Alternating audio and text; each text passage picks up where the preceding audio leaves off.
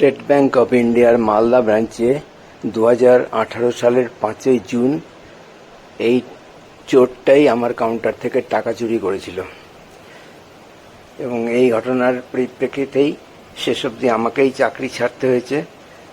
সেটা বলা যায় যে চাকরি ছাড়তে বাধ্য করেছে, প্রাণের বাঁচতে আমি চাকরি ছেড়েছি, না হলে আমার জীবন সংসার হয়ে উঠেছিল। আপনি এবারে আমাকে স্পেশালি দেখে বলছেন কি আপনার ক্ষতি হয়ে যাবে, আপনার ক্ষতি আমি করে দেবো, বাঁচতে চান তাহলে।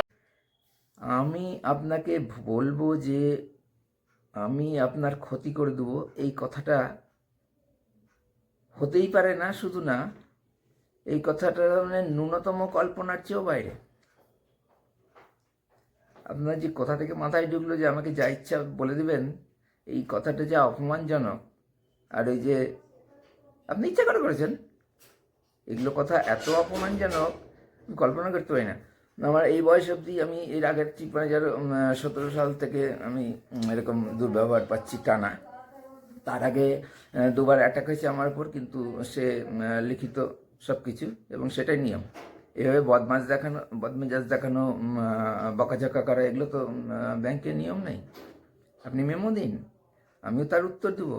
যত করা ইচ্ছা লিখুন মেমোতে, আমি তার উত্তর দেবো। কই একবারও তো দিলেন না কোনো লেখালেখিতে, কেন গেলেন না?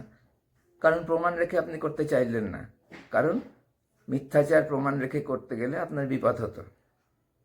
আপনি যে বলছেন বিপদ হতো, মিথ্যাচার প্রমাণ লিখে লিখিত গেলে বিপদ হতো। বিপদ তো আপনারই হওয়ার কথা। আপনি সিসিটিভি ফুটেজ এর ঘটনা চেপে গেলেন, একদম ধামাচাপা দিয়ে দিলেন। কিসের স্বার্থে? চোরটাকে ছেড়ে দিলেন, মুক্তি দিলেন কিসের স্বার্থে? কি আপনার বেনিফিট ছিল? এবং আমাকে বিনা দোষে চাকরি খাওয়ার মতো মতো অত্যাচার করলেন কি জন্য? বিনা দোষে একদম। এগুলোর পিছনে আপনার নিশ্চয়ই কোনো ধান্দা ছিল, সুবিধা আপনি পেয়েছেন। এত নোংরা কথাবার্তা বলেন না, কল্পনার বাইরে। এতদিন ধরে কাজ 34 বছরের অন্য কোনো অফিসার তো আমার সঙ্গে এরকম করেনি।